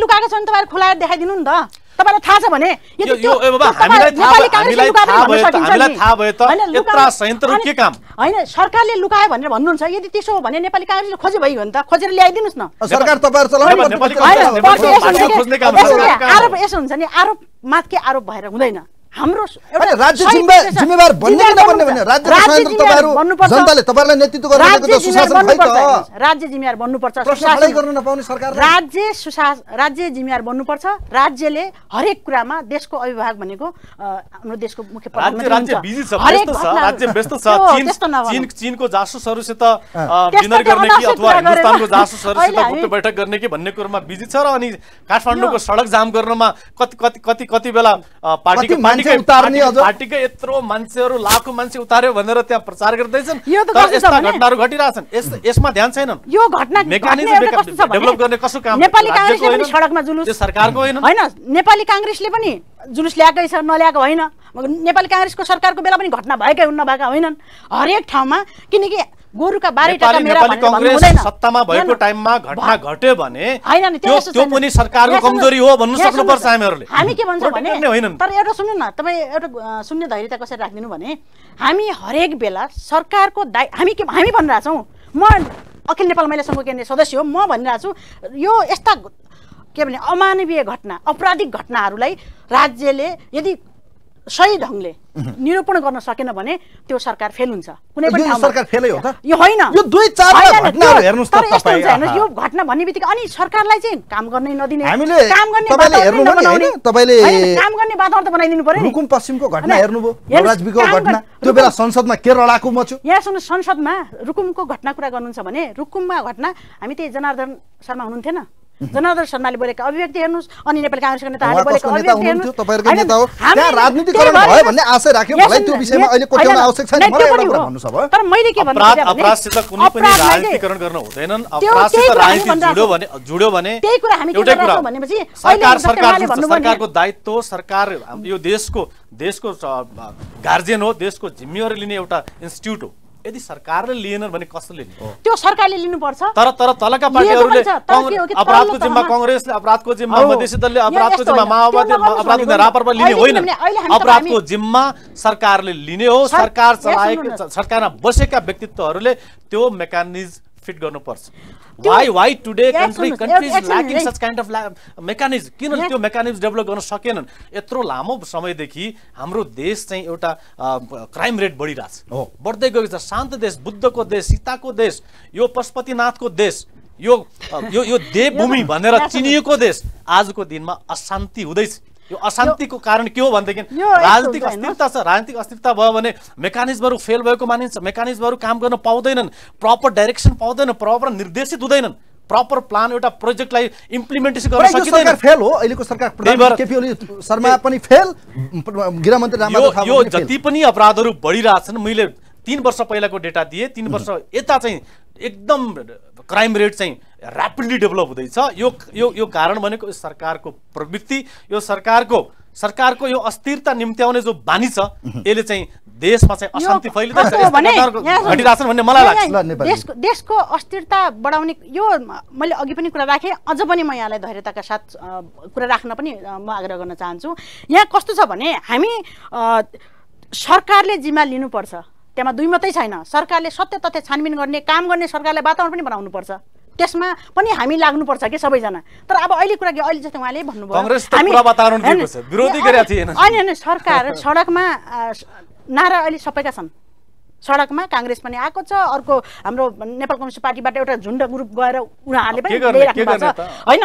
तर हिजो घाँटी जोडेका थिए आज फ्याक्ट यो अहिले के हुन्छ भने दूध फाटे जस्तै जसरी फाटेको दूध त्यसरी फाटेर अलग अलग गएका छन् भने हामीले के भन्नु सुन्नु न त्यो अलग गयो त्यो नगयो भन्ने विषय त यसो हुन्छ यसमा कांग्रेस दोषी होइनन् यहाँ सुन्नुस् त्यो देशको जनता दोषी होइनन् कांग्रेसले देशको जनताले त 2/3 बहुमत दिएको थियो बाप रे बा यत्रो 2/3 बहुमत भनेको हुन्छ समृद्ध हुन्छ देश तर काम गर्ने वातावरण दिनु पर्यो नि प्रधानमन्त्री केपी शर्मा ओलीलाई काम गर्ने वातावरण अहिले पनि हेर्नुस् देउबाले हरेक बेलामा त्यो रोक्नु भएको छ मैले अघि पनि कुरा राखे नि यही किनकि काम गर्ने वातावरण सहज रूपले दिएन भने 2/3 सरकार छ भनेर मात्र हामी कुरा गरे त भएन नि काम गर्ने सहज वातावरण हुनु परेन कांग्रेसले दिएनन् कांग्रेसले त पूर्ण आयोगमा म यहाँलाई म जानकारी गराउँ सुकुम्बासी आयोग गठन भयो यो 71 सालमा त्यति बेला आफ्नो दुई संयुक्त सरकार थियो दुईटाले अलग अलग किसिमले आफ्नो आफ्नो मन्त्रालयमा कसैले हस्तक्षेप नगर्ने भनेको थियो सुकुम्बासीले जग्गा पाउनेवाला थियो त्यति बेला नै 71 सालमा सुकुम्बासीले जग्गा पाउने भूमिहीन किसान सुकुम्बासीहरूलाई किसानको हकमा काम गर्ने भनेर त्यति बेला नेकपाको तर्फबाट मन्त्रालय जुन थियो त्यो मन्त्रालयमा आयोग गठन गर्ने भन्यो। तर नेपाली काङ्ग्रेसकै देउबारले हाम्रो भएन पछि मन्त्रालयमै दाबी गर्नुभयो। त्यस्ता आन्तरिक कुराहरू त अब हेर्नु छ। अब यो विषय अलिकति विषयान्तर भयो, हामी विषयभन्दा बाहिर गयौँ। मलाई सरस्वती अब एउटा कुरा भन्नुहोस् न, यो तपाईँले पनि तर्क राखिरहनु भएको छ, उहाँले पनि राखिरहनु भएको छ, म यो भन्दा अन्यथा नलागोस्। आज देशमा अपराधहरू बढ्ने या अपराधी संरक्षण गर्ने जस्तो हामी मञ्चमा पनि देखिरहेछौँ, को अपराधी हो, कसको पछाडि को उभिरहेको छ भने हामी प्रष्ट देख्छौँ। यो अपराधी र अपराधमा संलग्न व्यक्तिहरूलाई आज राजनीतिक रूपमा चाहिँ हामी संरक्षण गर्दैछौँ भने जिम्मा लिने कि नलिने तपाईँहरू? राजनीतिक संरक्षण भएकै कारणले गर्दा यस्तो घटनाहरूमा चाहिँ बच्ने गरेको कारणले गर्दा अपराधी मोटाएका छन्। त्यो राजनीतिक संरक्षण गर्नु हुँदैन, जुनसुकै पार्टीले भए पनि गर्नु हुँदैन। तर सरकारले, मैले अघि भनेकै कुरा के हो भने हामी राजनीतिक दलले त यसो हामी एउटा मिडियाको भूमिका, कसरी मिडिएटरको भूमिका खेल्ने होइन, जनतालाई सुख सुविधा सेवा शान्ति सुरक्षा कायम गर्ने भनेर हामी लागिरहेछौँ भने त्यो किसिमको वातावरणमा हामीले सिर्जना गरेर जाने हो। तर हामी कस्तो नि घटनालाई प्रकृतिलाई मोड फरक दिने। अब अहिले कस्तो छ नागरिकको बुझाइको सवालमा मैले कुरा गर्दैछु के सरस्वतीजी, यो राजनीतिक संरक्षण भएकै कारणले गर्दा अपराधीहरू पक्रिन्छन् या तिनीहरू चाहिँ मोटाएका छन्, तिनी बलिया छन्, ती मान्छेको पछाडि ठुलो पावर शक्ति छ भन्छन् मान्छेले, मान्ने कि नमान्ने भन्नु खोजे जोसुकै पार्टी होस्, जुनसुकै घटना राजनीतिक संरक्षणका कारणले यो घटनामा दोषीहरू नपक्रिएको भन्ने जुन छ नि त्यो चाहिँ हुन सक्दैन। बचाउ हुन्छ हुँदैन त? त्यो बचाउने हुँदैन, बचाउ हुँदैन। त्यस्तै हो त राजुजी, त्यो हुँदैन। के अरे तेजी तपाईले मान्नु अहिले ठ्याक्क यो घटनामा यो छानबिनको प्रक्रिया नै भयो चलिरहेछ। हामीले यसमा धेरै के होला भन्ने कमेन्ट्स गर्न अलि यसलाई चाहिँ उपयुक्त टाइम नहोला जस्तो मलाई लाग्छ। सरकारले काम गर्ने वातावरण दिएको छ हामीले। नेपाली कांग्रेसले म स्वयंले जिल्ला प्रशासनको यो नेपाली कांग्रेसले यो कम्युनिस्टले भन्ने कुरा होइन। अहिले के हो भने नेपालको पुलिस प्रशासन प्रति हामीले विश्वस्त हुने, विश्वास गर्ने र उहाँहरूलाई चाहिँ हामीले बाहिरबाट फलो गर्ने। तर जनतामा एउटा छ नि त, नाराबाजी नलगाएसम्म, चक्काजाम नगरेसम्म आज पनि बन्द छ। बैतडी तपाईले हेर्नु भएको छ, बन्द गरेर मात्रै चाहिँ अपराधी पक्रिन्छ, प्रहरीले सुन्छ, राज्यले कान सुन्छ भन्छन् मान्छेले। यस्तो पर्सेप्सन किन बस्यो क्या जनतामा? यस्तो हो कि हामीले त्यो संस्कारै हामीले बनायौँ त। त्यसको दोषी पनि तपाईहरु हुन् हैन? त्यो हामीले जो तपाईले चाहिँ सडकमा बोलाउनु भयो, आज उहाँले न्याय माग्नु यो कस्तो गलत लाग्यो? यो न्याय त सबले पाउनुपर्छ भन्ने म आज पनि कुरा गर्छु भने भागरथी पन्थ लगायतका थुप्रै भागरथी पन्थ के अरे सरी भागरथी भट्ट लगायतका थुप्रै जुन बहिनीहरूको घटना भएको छ, हत्या भएको छ, बलात्कार भएको छ। हत्या मात्रै होइन, हत्या त अहिले यो एउटा बनाइदियो हेर्नु, एउटा यो तत्कालको करेन्ट घटना भयो। तर हिजो अस्ति प्रत्येक महिनामा बैतडीमा अहिले कस्तो भइरहेछ भने एक महिनामा एउटा घटना बलात्कारको मुद्दा दर्ता हुन्छ। बिहानै सुन्नुपर्छ कहिले कहिले को आउँछ भने सुनिरहेका छौँ हामीले, तर अब त्यो घटना आउँछ भने घटनामा जोसुकै पनि होस् दोषीलाई चाहिँ कुनै पनि राजनीतिक हिसाबले संरक्षण गर्नु हुँदैन र सरकारको तर्फबाट कुनै पनि संरक्षण हुँदैन। जनतालाई विश्वासै लागेन के प्रहरीप्रति, सरकारले न्याय दिन सडकमा आएर आगो नबालेसम्म, टायर नबालेसम्म, सरकारले विश्वास गर्ने वातावरण बनाउनु पर्छ, सरकारलाई विश्वास गर्न सक्नुपर्छ र सरकारले पनि विश्वस्त पार्न सक्नु पर्यो भन्ने। चन्जी, किन यो पर्सेप्सन या भनौँ यो किसिमको आम नागरिकमा चाहिँ एउटा धारणा बन्यो कि सडकमा गएर चक्काजाम नगरेसम्म, बन्द नगरेसम्म, तोडफोड नगरेसम्म, घेराबन्दी नगरेसम्म राज्यले न्याय दिँदैन भन्ने किन जनतामा पर्यो? प्रहरीप्रति अविश्वास किन बढ्यो? एउटा ट्रेन्ड बसिसक्यो अवस्था छ अहिले देशमा। किन यो ट्रेन्ड डेभलप भयो भनेदेखि यी पास्ट एक्सपिरियन्सबाट आम नागरिकहरूले आज पनि त्यही एक्सपिरियन्स लिइरहेछन्। त्यो डिफ्रेन्ट उनीहरूले केही देखेको छैन। त्यही कारणले गर्दा नागरिकहरू के कन्सेप्ट र के पर्सेप्सनमा छन् भने हामीले जबसम्म चक्काजाम गर्दैनौँ, बन्द हडताल गर्दैनौँ, तबसम्म हामी न्याय पाउँदैनौँ।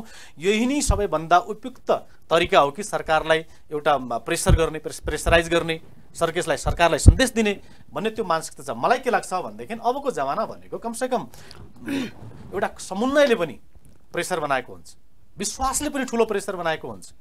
हामी भनौँ हाम्रो यो संयन्त्रहरूमा विश्वास छ, हामी भनौँ यो हाम्रो यो सबै कुराहरुमा गणतन्त्र आइसकेपछि विशेष गरी राज्यका संयन्त्रप्रति जनताको विश्वास मर्दै गएको छ। यो विषय तपाईँ हामी सबैलाई अवगत छ। म अब अर्को विषयतर्फ लाग्न चाहन्छु। यो मलाई एउटा कुरा, तपाईँ महिला अधिकारको क्षेत्रमा पनि काम गरेको व्यक्ति हो, तपाईँले पनि यो विषयमा बोल्नुहुन्छ मलाई लाग्छ। संसारमा जुनसुकै देशमा पनि, जस्तोसुकै समाजमा पनि अपराध र अपराध गर्नेहरू हुन्छन्, त्यसमा सत्यता छ।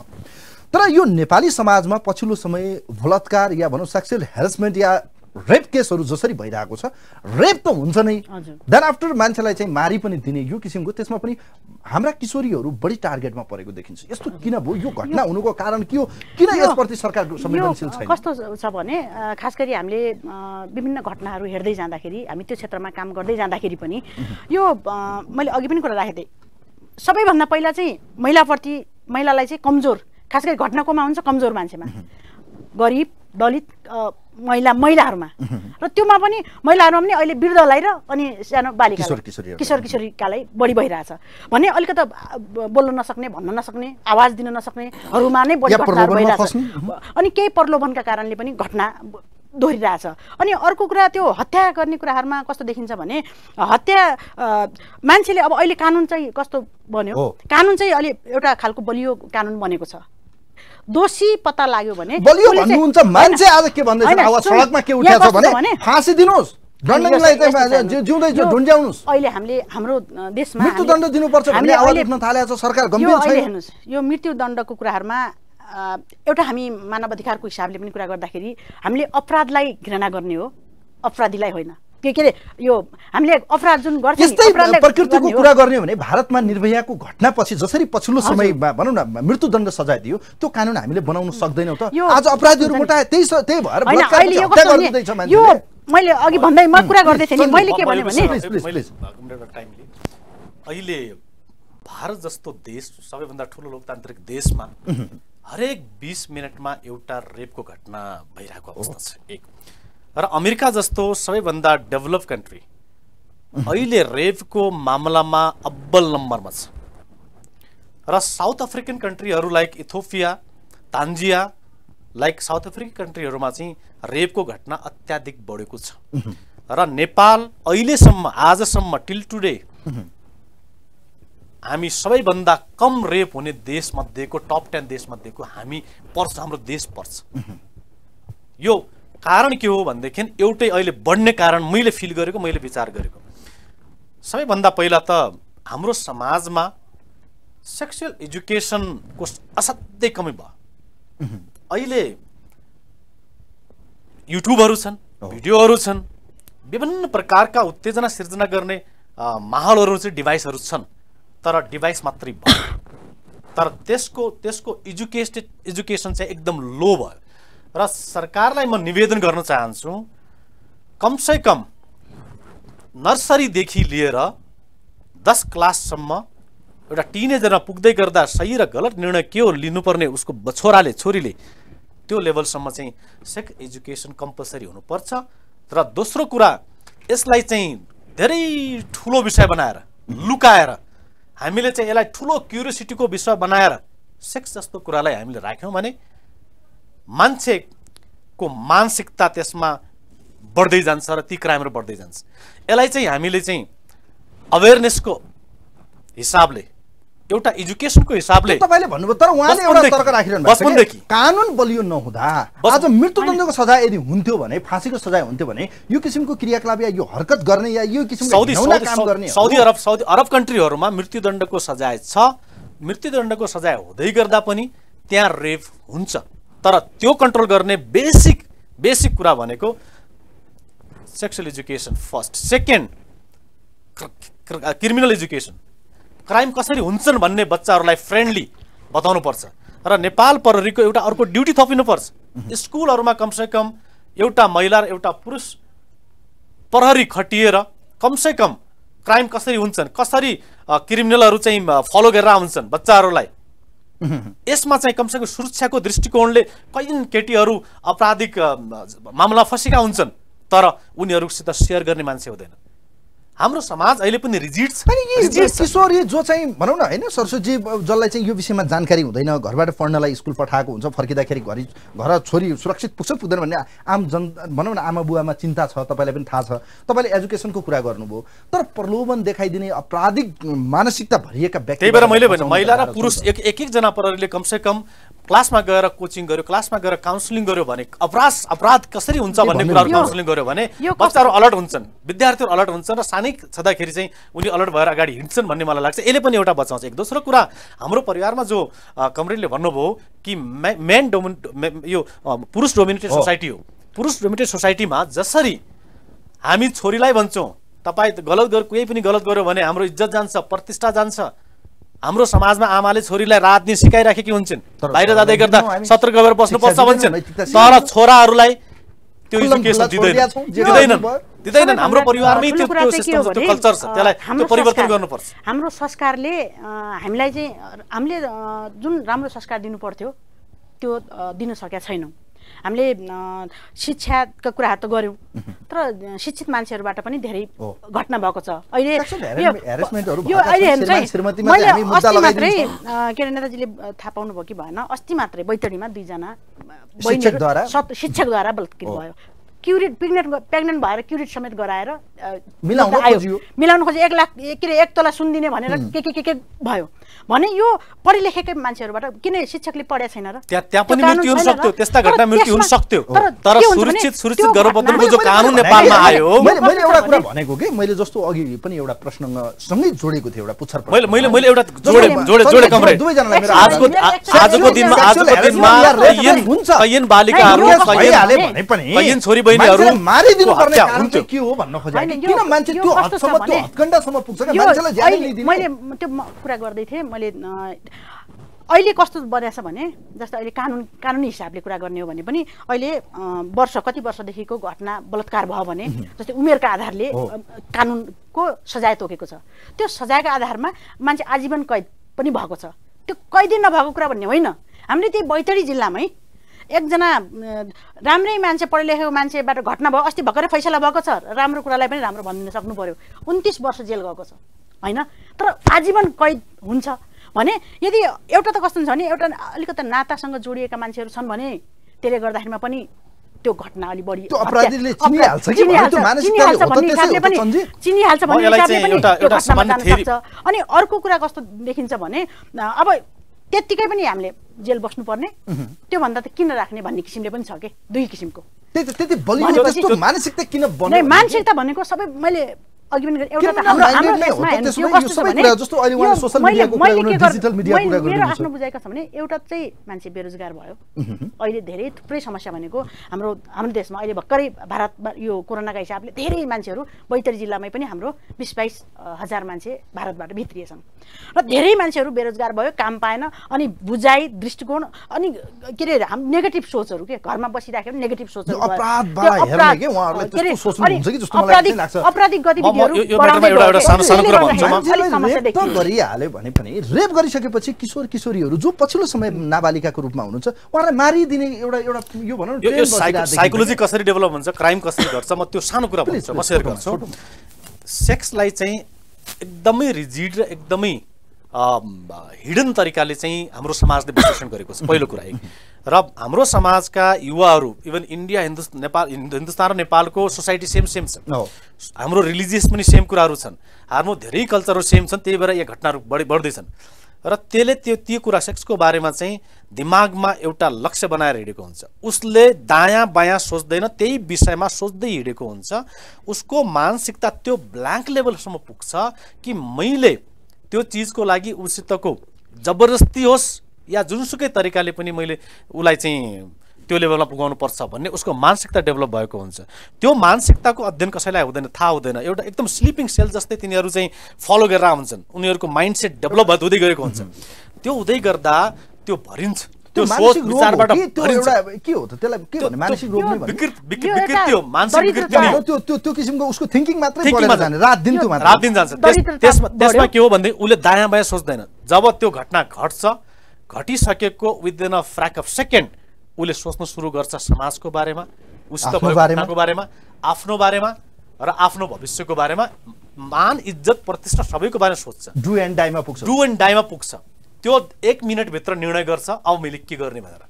त्यो पुग्नुको कारण के हो भनेदेखि हाम्रो समाजको एउटा रिजिड फ्याक्टर छ कि discrimination between the community, caste अथवा चाहिँ यो हाम्रो जो अनर किलिङ भन्ने छ नि, अक्सर रेपका घटनाहरू मलाई लाग्छ स्ट्रेन्जरबाट, दूर दराजको मान्छेबाट बहुत कम भएका छन्।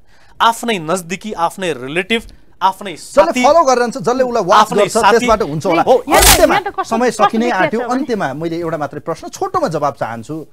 तपाईहरु सुदूरपश्चिमबाट हुनुहुन्छ, इभन म पनि यो मिडिया क्षेत्रमा हालसालै मात्र म काठमाडौँ आएको धेरै लामो समय भएको छैन, 5-6 महिना भएको छ।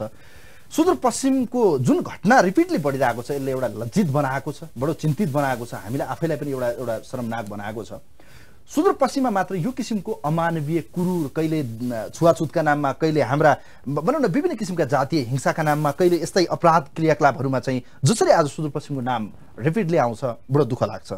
यो सुदूरपश्चिममा मात्र यस्तो घटना किन घट्छ? यसप्रति राज्य र विशेष गरी तपाईहरु जतिको नेताहरू किन गम्भीर हुनुहुन्न? यो प्रश्न आम जनताको छ विशेष गरी त्यहाँको। यो कस्तो छ भने हामी खास गरी अहिले पनि हामी के भनिरहेछौँ भने जुन पनि यो अपराधिक गतिविधिहरू बढिरहेको छ त्यसका लागि नितान्त अब अहिले सरकार, नागरिक समाज, हामी सबैको एउटा सामूहिक सहकार्यमा हामीले जानुपर्छ र त्यो सहकार्यमा हामी जान सक्यौँ भने मात्रै हामीले हरेक तहमा कसरी यो घटनालाई निरुत्साहित गर्ने, हैन, घटनालाई निरुत्साहित गरेर त्यसलाई घटना हुन नदिनका लागि हाम्रा अभियानहरू सञ्चालन हुनुपर्छ। तर अब त्यो छोरीहरूलाई बाहिर पठाउनु पनि डर लाग्यो, अब डर भइसक्यो। हामीलाई आज कलिलो छोरी स्कुल जान्छ भने भरे साँझ घर फर्किन्न चिन्ता हुँदैन। अहिले कस्तो देखियो भने हामी महिला मान्छेहरू अक्सर आफ्नो आमा बुवाबाट, दाइबाट, मामा, काका सबभन्दा नजिकको नाता यही होइन? तर यो नाताबाट पनि हामी सुरक्षित रहन सकेनौँ भनेपछि बाहिरबाट त हामीले सुरक्षाको के आश गर्नु? तर त्यसका लागि चाहिँ हामीले अब अलिकति यो अभियानलाई यस्तो नेगेटिभ हो त? आम जनताले के बुझ्छन् भन्नु त? पूर्वको मान्छेले के सोच्छ? के सुदूरपश्चिममा यति धेरै घटना घट्छ, त्यहाँको सभ्यता के हो, त्यहाँका जनताको स्तर के हो, नैतिकता के हो? यो घटना अहिले चाहिँ अलिकति हिजो लुकेर रहेका घटनाहरू थिए, हिजो बाहिर आउँदैन थिए। अहिले धेरै अभियानहरूले पनि बाहिर चाहिँ खुलेर आएको छ धेरै घटनाहरू। तर अब हत्या नै भनेर हाम्रो भइसकेको थिएन। अहिलेसम्म लास्ट इयर यतालाई 2-3 वर्ष यता चाहिँ लगभग 17 घटनाहरू अलरेडी घटेका थिए रेप एन्ड मर्डरका। र अहिले चाहिँ आएर चाहिँ यो 18औं घटना रेप एन्ड मर्डर, रेप पछि मर्डर भएको, रेप भएका केसहरू धेरै दर्ता भएका छन्, बढेका छन्। त्यही कारण तर चाहिँ यो क्रूर तरिकाको, एकदमै विवश तरिकाको घटनाहरू यो 18 घटना हो बैतडीको। तर चाहिँ देशभरिको 18 जनाहरूलाई रेप गरेर मर्डर गरेको परिस्थिति छ यो देशमा। तर त्यसमा पोलिसी आउनु सकेन, सरकार ल्याउनु सकेन। पोलिसी ल्याउनु पर्थ्यो। Why this is happening, how to control it. हामीले त्यो लेभलको अवेरनेस ल्याउनु पर्थ्यो जनतामा, आम नागरिकमा, आम युवाहरूमा। कमसेकम युवाहरूले, स्कुल पढ्ने युवाहरूले, कलेज पढ्ने युवाहरू या फिर जब गर्ने, नौकरी राम्रै पढे लेखेका युवाहरू त्यो घटना गरेर एउटा अपराधीको ट्याग लगाएर जेलभित्र पसेका छन् कतिपय ठाउँहरूमा। तर यो सुदूरपश्चिमको समाज के नेगेटिभ हो त? सुदूरपश्चिमको यति हाइलाइट हुने कारण बताउँछु तपाईँलाई। सुदूरपश्चिम क्रान्तिकारीको भूमि हो। अन्य ठाउँहरूमा घटनाहरू लुक्छन् होला, सुदूरपश्चिममा अब घटनाहरू लुक्दैन। किन लुक्दैनन् कि निर्मला पन्तको यत्रो ठुलो देशभरिको देशव्यापी भयो। त्यस्तै सम्झना बिकोको हामीले अस्ति बझाङकै सम्झना बिको यत्रो भयो। अनि आज बैतडीको घटना तपाईँ हेर्नुहोस्, बैतडीमा घटना एउटा पनि लुक्दैन। बैतडी त्यो क्रान्तिकारी भूमि भएको कारणले गर्दा त्यहाँ चाहिँ अन्याय सहन हुँदैनन्, अन्यायलाई मिलाउनु हुँदैन, मिलाउने प्रयास भएका घटनाहरू पनि बाहिर आएर दर्ता भएको इतिहासहरू छन्। त्यही भएर समाज नेगेटिभ होइनन्। सुदूरपश्चिम कुनै हालतमा नेगेटिभ समाजबाट सराउन्डेड भूमि होइनन्। तर चाहिँ यी घटनाहरूको सशक्त विरोध बढिरहँदाखेरि त्यहाँको समाज, त्यहाँको बनावट, त्यहाँका मान्छेको बुझाइ, त्यहाँका मान्छेहरूले के सोच्छन्, बलात्कारका घटनाहरू अपराधी छन्। 4 वर्षकी बालिकाको गोर्खामा बलात्कार भयो हिजो अस्ति नै, अनि चाहिँ स्कुलमै बलात्कार भयो। अनि अर्को घटना त्यहाँ के अरे तराईतिर भएको छ। बलात्कारहरू ठाउँ ठाउँ भइरहेछन् भने नि यो मेकानिजमको कमी, यो सरकारको प्लानिङ र पोलिसीको कमी त हो। तर चाहिँ हामीले जुन लेभलको अवेरनेस बनाउनु पर्छ त्यो लेभलको अवेरनेस बनाउन सकेका छैनौँ। अपराधप्रति घृणा पैदा गर्नुपर्छ। अपराधप्रति घृणा पैदा गर्नको लागि हरेक नर्सरीदेखि लिएर हरेक विषयहरू उसमा चाहिँ सिभिक एजुकेसन त हुनु पर्यो नि, एथिकल एजुकेसन त हुनु पर्यो नि। एथिकल एजुकेसन हटाइदिने, नैतिकताको शिक्षा हटाइदिने, हामीले आफ्नो छोराछोरीलाई के शिक्षा दिन्छौँ र नैतिकताको शिक्षा नै हटाइदिने सरकारले, सिभिक एजुकेसनमा गइन जाने, घटनाको दोषी अपराधी उन्मुक्ति नहोस्। तपाईहरुको यो जुन सक्रियता छ जिल्लामा पनि यो किसिमले तपाईहरुले स्कुलिङ गर्नुस्, त्यहाँ पनि राजनीतिकरण नहोस् मेरो आग्रह छ। यहाँहरु दुवैजनालाई भागरथी भट्टप्रति समर्पित यो विशेष डिबेटमा आइदिनु भयो, म धन्यवाद दिन चाहन्छु। यहाँलाई पनि म धन्यवाद दिन चाहन्छु र पुनः म भागरथी भट्ट लगायतको परिवारलाई, भागरथीलाई श्रद्धाञ्जली सहित भागरथीको परिवारलाई चाहिँ संवेदना पनि प्रकट गर्न चाहन्छु र हामी छिट्टै म पनि अब मेरो काम विशेषले म यता आएको हुनाले म तुरुन्तै उहाँ गएर पनि उहाँहरुसँग भेट्ने, छलफल गर्ने र कसरी हामी खास गरी भागरथीलाई न्याय दिनका लागि हाम्रो भूमिका के हुन्छ, हामीले राज्यसँग जुनसुकै तहमा पनि हामी जानुपर्ने, छलफल गर्नुपर्ने तहमा हामी लाग्नेछौँ भन्ने कुरा पनि राख्न चाहन्छु। अन्त्यमा आमाको मैले आशु देखेको छु, यो घटना कसैप्रति रिपिट नहोस्, नदोहोरियोस्, भागरथी बहिनीको आत्माले शान्ति पाओस् र भागरथी बहिनीको परिवारमा जो आमा छिन् सेतो कपडामा सेतो लुगा लगाएर अहिले पनि रोइरहेछन्, आँखाका आँसुहरू सुकिसके र ती आमालाई चाहिँ सरकारले न्याय दियोस्, छिट्टै न्यायको आभास होस् भन्न चाहन्छु। थ्यांक यू सो मच यार, दुवैजनालाई धन्यवाद दिन चाहन्छु। Thank you so much. आदरणीय दर्शक महानुभावहरू, आजको यो विशेष डिबेट विशेष गरी बैतडीकी 17 वर्षीय भागरथी भट्टप्रति विशेष गरी रेपपछि हत्या भएको छ यो घटनालाई बडो गम्भीरताका साथ हामीले बहस गर्यौं र राज्यको उपस्थिति होस्, राज्यले अपराधीलाई उन्मुक्ति नगरोस् र चाँडोभन्दा चाँडो उक्त घटनामा संलग्न अपराधीलाई सार्वजनिक गरोस्। प्रहरी प्रशासनप्रति जसरी जनताले विश्वास गरिरहेका छन् यो विश्वास अविश्वासमा परिणत नहोस्, राज्यको उपस्थिति देखियोस्। हामी चाहन्छौँ भागरथी भट्टले न्याय पाओस् र चाँडोभन्दा चाँडो अपराधी पत्ता लागोस् र जुन भागरथीको आमालाई हामीले नजिकबाट हेरिरहेका छौँ, बडो दुःखदका साथ, बडो भनौँ न एउटा आमाप्रतिको भावका साथ उहाँप्रति जुन बितिरहेको छ यसप्रति म हार्दिक श्रद्धा सुमन र मृत आत्माप्रति भागरथीप्रति आजको यो कार्यक्रम समर्पित गर्दै चिर शान्तिको कामना गर्न चाहन्छु। र आजको कार्यक्रम डिबेटमा हामीसँग दुईजना बडो महत्त्वपूर्ण युवा नेता हुनुहुन्थ्यो। हामीसँग सरस्वती नेपाली नेकपा ओली पक्षधर केन्द्रीय सदस्य र त्यसैगरी हामीसँग युवा नेता एवं अत्यन्त प्रभावशाली बौद्धिक नेता बैतडीको नेता पनि हुनुहुन्छ उहाँहरू दुवैजना। हामीसँग तेज बहादुर चन्द हुनुहुन्थ्यो। उहाँहरू दुवैजनासँग यो विशेष डिबेटसँगै आजलाई कार्यक्रमबाट म पनि बिदा हुन्छु। हवस्, नमस्कार।